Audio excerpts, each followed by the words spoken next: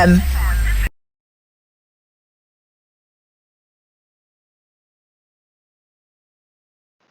I was on my screen is Aiden Harris. He's just recently graduated. Am I right in saying that? He recently graduated this year. Yeah, in the summer, yeah. With sports performance coaching.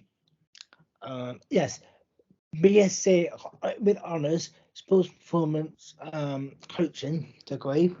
3 years, isn't it? Yeah, 3 years, yeah. 3 years. And we've just literally talked about before recording was that we met at some point on the HPA as well. So just letting all the listeners and viewers know where we know each other from. But yeah, thank you very much for coming on, Aiden. Thank you for inviting me. I appreciate the time. So going back into your early life, early career, what was your sporting career growing up? Obviously, a lot of football. Had a boxing, on the side, but that was just more of doing it with my brother. But the football really took off from the age of 12, 13. The first coaching that I done, or that's kick-started sort of the career in my sport, which is football, was at the age of 16. So I was quite lucky to study a BTEC for 2 years at a club, Basingstoke Town. And through there, so it was ran by SCL, the company that ran it all, and they basically funded a lot of level 1s and level 2s football coaching through the FA. So I was selected for the level 1 at 16, done it for the year, and I sort of just started out in after school clubs, basically running after school clubs every once or twice a week. So that was probably the first element of how it all started, I guess, from that age. But obviously I played football from the age of 5, so there's also that element of being involved in the sport for a long time at a young age. And so you played a bit, I'm assuming, but how did you get from playing to then wanting to be a coach? How did that come about? Maybe not good enough. No, I'm only joking. I think well, I've always played football on the side. Like I played football for the university when I was on the HPA. So it was almost, I was doing bits of both at the same time, like I play and then coach. So it was almost a whole learning experience because I could see the game from one side as a player and then seeing it completely different as a coach. It sort of just allowed me to understand the whole fundamentals and dynamics of how the sport works. Yes, it's an interesting one. Like I found it a very weird transition because at the moment I'm not playing, so I'm coaching more now. So I'm finding it weird. Like I'll often find myself wanting to join in the session, but I'm like, I can't. I'm a coach. I can't. Like I've got a coach head now. Like I need to take a step back and just evaluate everything instead of just wanting to play. So yes, it's a weird experience, but it's one that I'm enjoying because I'm seeing a different side to the sport than what I did as a player, and I think it makes you appreciate more of like what coaches do. Like I'm quite lucky to get paid what I do coaching, whereas you look at grassroots clubs, all those coaches, they do it for free off their own time. So it sort of makes you appreciate more what you're doing as a coach and the coaching you received as a kid when you was younger. And so with the playing side of things, even though you are still quite relatively young, you still could be playing football. Is that the sort of thing you want to get into, or is it just more coaching now? So I've just it was more to do with progressing. So I prioritised this year to getting my coaching badges. So obviously I've recently been accepted onto my B license. Obviously that's like the minimal badge qualification as such to be coaching at academy level, or especially in a professional club anyway. From what I had, I would never be able to get into it unless I had that B license. So I've had to sort of prioritise, I guess, take a step back and sort of think what's more important, because at the end of the day, a career is more important. And at the age of 22, you're going to find it very hard to make a career out of football playing if you're not already getting paid the big dollars. Do you know what I mean? So yeah, that was sort of reason or what I've done this year, especially for my last year of university. I only played university football. I didn't play weekend football, just purely because of the fact I wanted to make sure that everything that I was doing was working towards setting up something for when I finish my career. Oh, I don't know if I clear that. We've got a Hoover going on in the background, so I do apologise about that. In school, you were presumably quite sporty. So 16, that was probably A levels time, wasn't it? A levels, GCSEs, were the all sport related courses that you did growing up? Yeah, so from 16 to 18, I've done a 2-year BTEC course, which was around sport and fitness. So and then I had to do an extended, they call it extended diploma, because I wanted to go to university, so I had to do extra things to get extra credits or something. But yeah, I was quite lucky. I'd done that, and then in my last year, I'd done 3 years of college instead of doing just 2. In my last year of college, I'd done my level 2 in personal training and fitness. So I've got a whole. I'm very lucky with what I've been able to do, because a lot of these things wouldn't be available to most people, and the opportunities that were given to me, I think. So I'm very, very grateful for what I've done and what has been able to be given to me to complete. And does that come from your side, that noise? I can't hear anything. Oh. Anyway, so with that, with all of that you had, sport was from you, obviously from a young age. There was nothing out but sport you wanted to do. Well, to be fair, I think when I first reached 16, I had the idea of being a PE teacher. Okay. I really liked that idea of being a PE teacher. But I then thought all the marking, and I thought, you know what? No, this is not. It's a job that I would like to try, but it wasn't something that I really wanted to do at the time. Like, it was just sort of the first idea that came into my head, because at school I loved PE, and the PE teachers that I had were very good. Like, I loved doing PE, so I think that was sort of the reason as to why I wanted to maybe do it or think to try and do it. But yeah, no, PE teaching. To be fair, nothing else outside of sport. To be fair, it was always just sport, always sport.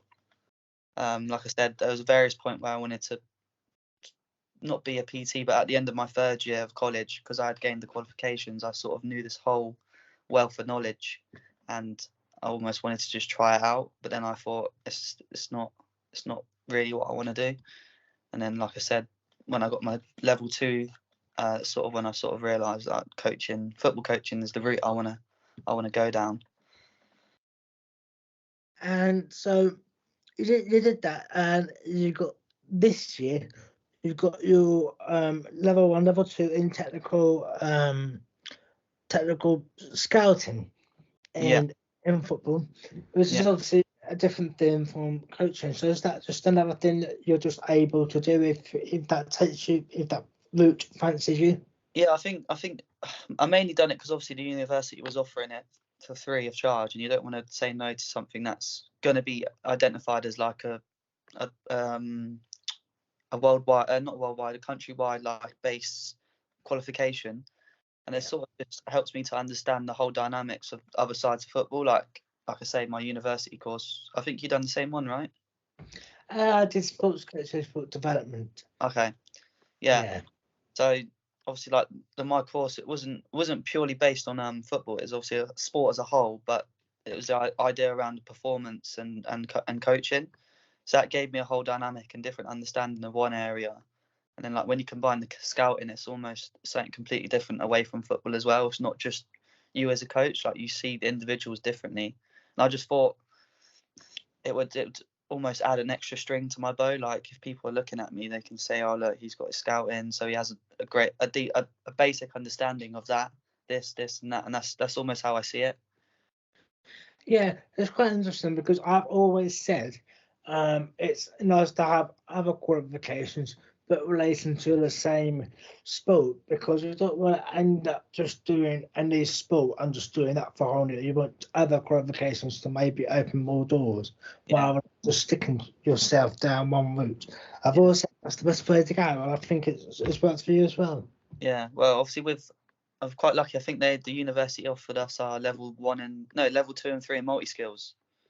That's what I'd done in the second year and in the third year, so I've got that as well. It's a different avenue that, you know what I mean, can be transferred easily over to any sport. So it's great to sort of, like I said, I've just been very lucky with the opportunities that have been provided, the HPA qualifications, everything. Very, very lucky. And so, with obviously you came to Solent for 3 years. Did you start during COVID? Yeah, my first year was the lockdown year. So for the 2 years that I had. I mean, What's that? Are you happy that you did that? Are you happy you started during COVID, or did you probably wanted to skip in the year and start after COVID? I mean, when I look at what I've done in the 2 years where we was on campus, and it still wasn't 100% in terms of like going in and doing it properly, I think I've done a lot for what I could do. So I guess that year of missing out sort of makes me sort of feel like I would rather have waited a year, but obviously no one knew that was going to happen at that point. So it wasn't disappointing, but I look back at it, because obviously all of it was online. There was no opportunity to interact or create opportunities because the world was just shut. It sort of stemmed because from that point on, like up until that first COVID year, I'd done everything. I'd done something every year, like whether it was a qualification or experience. And that year was the only year where nothing really happened, because obviously the situation, no one was able to do anything. But yeah, no, I remember it very well. In my halls in Deanery, waking up at 8:30 for a 9 o'clock call. Wasn't great, but it had to be done, I guess. It had to be done. Yeah, and I've heard Deanery was a bit of a nightmare to live in, because obviously you had all those fire alarms going off every now and then. I've heard as well. Yeah, they did. Very randomly. It could be very like random. Yeah, very random indeed. And so, are you happy that it came? I mean, was Solent your first choice? Was did you have any opportunities as well? I looked at other universities, but again, I was quite lucky. Basically, because I was playing men's football from the age of 16. I went out on loan, I guess. But Solent used to have a team that was playing in the Wessex League, which is the men's step pyramid set 5. So I went and played for them for I think 6 months, like the second half of the season. And the people in charge then was Jim Taylor and Jim Orvis. You might have heard of him. He works at the university, Jim. Yeah. Yeah. So basically played 6 months for them, and then I think I was coming to the end of my second year of college, and I was still playing for them. And that's when they said to me, "Look, we've got a HPA system in place at the university. We have to find like a certain amount of footballers every year.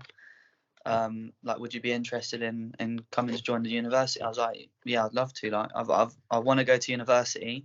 I was unsure at the time where to go, because I was just looking about and wasn't really sure. And I was like, perfect. Southampton's really close to home.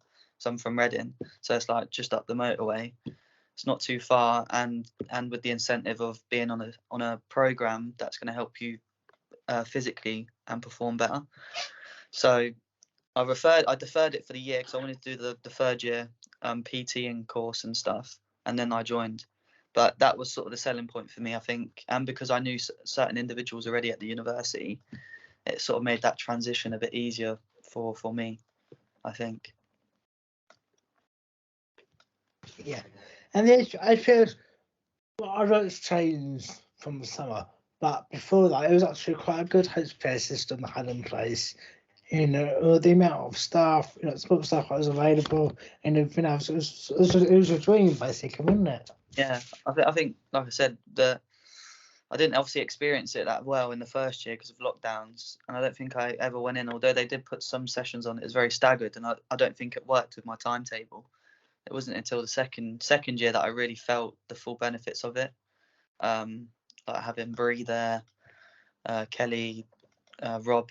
Like it was a very very good environment, I think, to be in, because there was no pressure, but it was almost like you play your games on the Wednesdays and you just go in on the Thursday or Friday and just have a debrief of them, and then just sort of go again, like sort of the same process. And it was a very, like you say, a very good place to be, I think, with all the benefits that you had there. Yeah, definitely. And now you're looking, and you this must have been from your university time, but you're with Part to Part, which obviously is the logo you've got on, isn't it? Yeah. And so, and you're coaching and you're developing youth athletes. So that would be, what age groups would that be? Would that be 13 to 16 or? We mainly deal with some it's six to basically 6 to 11 or 12-year-olds at the moment. Okay. We sort of we have a couple of sessions where it's introduction to football. So the children sort of their first time playing, so we also almost we introduce the sport to them, teach them the basics, and make it a fun environment for them to be in. And then as they get a bit older, it becomes more specific towards what they need as a player and developing, more in terms of their technical and tactical understanding of the game. Obviously, their physical, we can't do that because they're too young and they're still growing. But no, yeah, that's the age groups that we relatively work around. And the name Part to Pro, I'm assuming that means scouts will come and watch them, and then hoping to go professional. Is that what it was all about? It sort of represents, I guess, the story of how, like, so you got some kids, they just play in the park with their friends, join a team, and then before they know it, they're on the pro stage. So I guess that's sort of the message to like all the children. Like none of them are not amazing footballers, but they have all the needs and qualities to be one. We're just there to help them along the way, and they're starting just at the start point of their journey in the park as such. And we're quite lucky, to be fair, as my boss Adam Clark. We're very lucky. Oh, I'm very lucky. Sorry to be under him, because he's a very good mentor, very involved in the game, and highly qualified within the sport. So he's a great coach for the kids to listen to, and for me to listen to learn off. And of course, with that, I mean, obviously, you're developing them, but obviously your scouting qualifications, that might help spotting some kids and trying to get in contact with big club scouts to say, oh, we've got this kid there, it might be good for your academy and stuff like that. Yeah, so we're quite well. My boss, he used to work at QPR. He used to work in the academy, so he's got ties and links to sort of contacts there. We have had 2 or 3 kids from our Friday night centre, so it's a Friday night session that we do, go on to be in the academy for QPR. So we've had 2 that have signed, not professional contracts, but signed with the academy, and they're now playing in there at under 13s. So we have had success. Obviously, it's not going to be often, but there is a pathway there for the kids, and the children know if they're working hard enough and taking in the messages, there will be opportunities to be relayed messages to academies for them to be looked at. That sounds brilliant. And was this part of a university module, or was it just off your own back type of thing? Yeah, so it's a weird one. So basically, the boss that I work for, I used to play under him for a men's team. So this was before university, before I started. I think it's maybe a year before I started. I was doing part-time work for him, because he works locally around where I live. So I was just doing part-time, and then obviously as time went on through the university, I needed to do certain coaching hours, certain criteria of coaching, and he just ticked all the boxes. So I almost just took it on. And then I'm now where I am through that, really, just through how things went through the course and what I had to do. And you graduated just recently with BSc Honours Sports Performance Coaching with a Sinsbar Prize. Well done, you. Yeah, no, Yeah. I was very, I was very surprised when I sat down in the seat and everyone just had their piece of paper and I had a little note and it was like, I was like, oh, what's this? So I was unsure what it was until I actually got it and opened it up later on after the graduation. And then Adam Lewis explained to me what it was, and I was like, oh, I was just like immensely proud. Like, so I didn't think I'd done not done. I didn't think that people thought I'd done that highly. I obviously try. I don't know. I'm sort of one that likes to stay humble and not think, oh, I'm the best. I like to try and bring myself back down to earth so I don't get lost in like thinking that everything I do is great because I know there's improvement points. But I guess it was nice to be told by other people that you've done a great job over the 3 years. Yeah, because I actually got the Sinsbar Prize the year before. Oh, okay, wicked.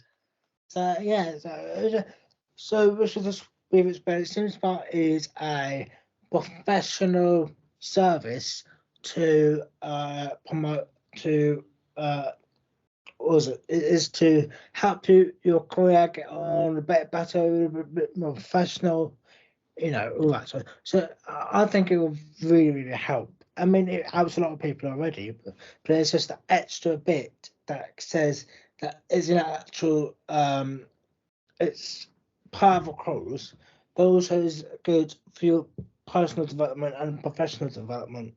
Yeah, it's a great website. To be fair, I logged on. I've done a few bits on there already. It's a great learning tool. I think like all the courses and stuff is available. It's not just sport related either. It's a lot of stuff to do with your thinking, planning. I think is great. Yeah, yeah, make the most of it because it's brilliant. Yeah. Yeah, and very recently you put on LinkedIn. I had a little look this week. You've been approved for your UEFA license. Yeah. That so that means if I can get this right, I should have researched this, but I didn't. So I mean, this is to be able to manage in the lower leagues of Europe, like the Conference League and the possibility of playing up to championship level. Is that right?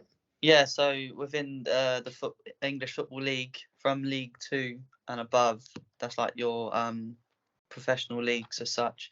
You have to have a B license as a minimum to be a manager. To be a coach, I'm not too sure because obviously a manager and coach is very different within the world of football.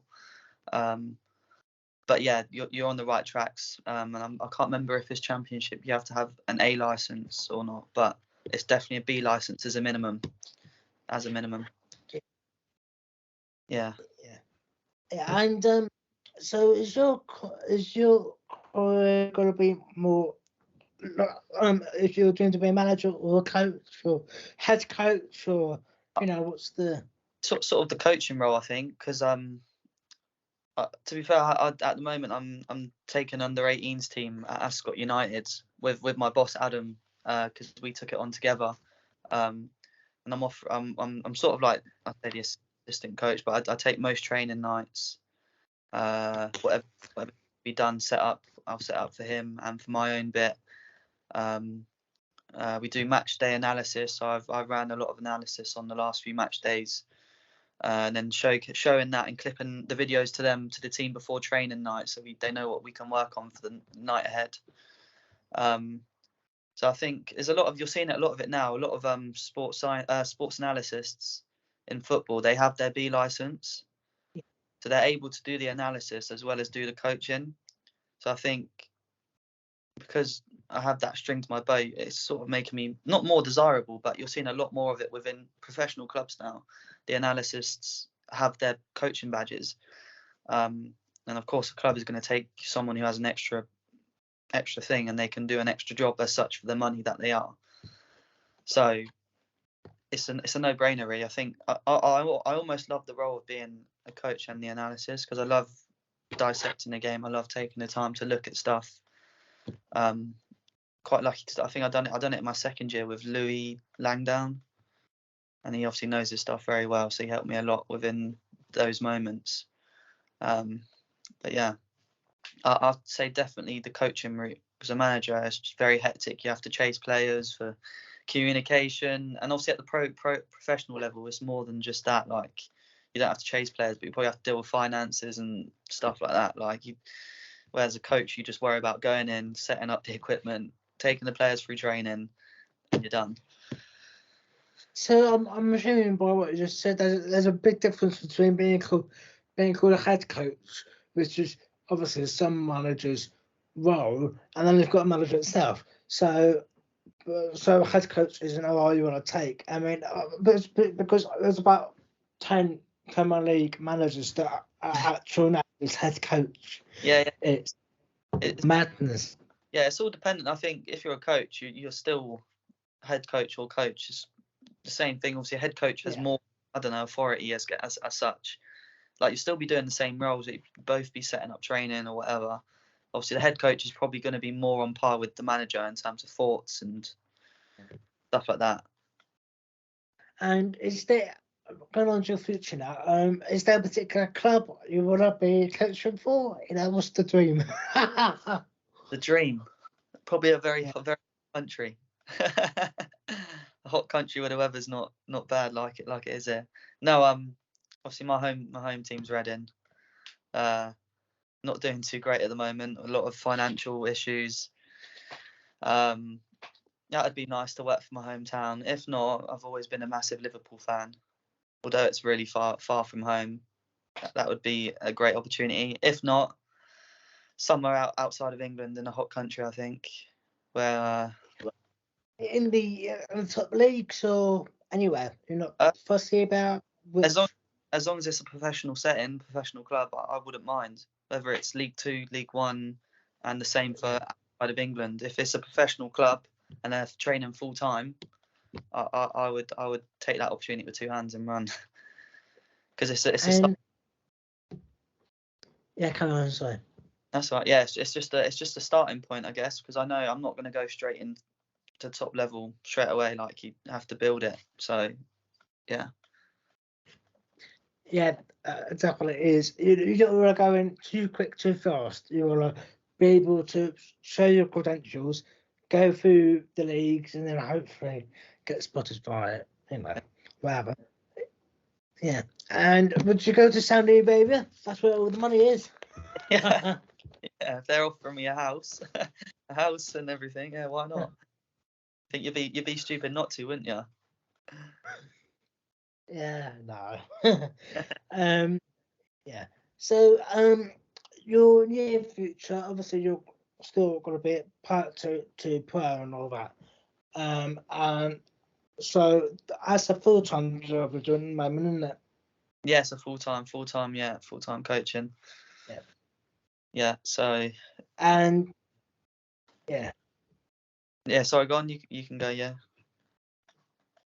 No. I was going to say, because what's the path from part to pro to your dream job of being a coach for, you know, what's it going to take to get you there from now? Obviously the B license, getting and completing that. So I'll be completing that, hopefully, if I complete it and qualify, would be the end of August next year. It's perfect timing, to be fair, because summer is when all the football jobs open because people leave positions. So I'm stuck in two minds whether to either apply within a professional setting at the end of August next year, or come back to Solent, do my year of masters, while because obviously Chris Neville works alongside the university, so he'll have a lot of so I'm in two minds, because I don't really have the experience, so I don't think without the experience I'm going to be looked at. So yeah, it would be great to get into a club, but I think I haven't got much experience. Well, I've got no experience within the professional setting. The only professional setting experience I had was a couple of weeks just shadowing and watching the coaches at Aldershot men's first team, which is National League. So a part of me is thinking I can kill two birds with one stone. I can do my masters and I can get the experience within a professional setting and create connections throughout the sport. So Yeah, I'm in two minds at the moment, but that will be the two routes that I'll be looking at for next year. So I have to obviously make the decision quickly because applications for masters, I'm not too sure when they close. Do they close Christmas time, or is it even earlier? They I remember because I remember applying for my masters, not in sports coaching, but sportscast journalism, and I applied at the end of May, early June. Oh, okay. So work through to the summer really. Yeah. I mean, I know some people have joined late as well, like late October. So Yeah. you've got Yeah. No, But I don't know. I don't know what the criteria is for sports coaching or. Yeah, so what sort of masters do you want to do then? Was it MA in sports development? What's the title? just be the masters of what I'd done already for my undergrad course, because it's masters of it, so wouldn't be too much to sort of change from the dynamic and thinking, because a lot of it would probably just be working on more intense information on what I'd already learned. So probably that, to be fair.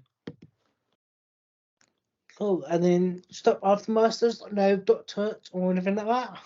No. I don't think. I'll take it one step at a time. I think. No, I think it's really important to get that experience, and I see the masters as that opportunity, because I'll have the time, because obviously you only go in once a week, so it'll be great to fill the days with experience within a professional setting club. Yeah. Well, it sounds like you're really going to go up in your career. I'll be very much looking forward to seeing your progression over the next few years. So thank you very much for coming along. Thank you for having me. I appreciate the time.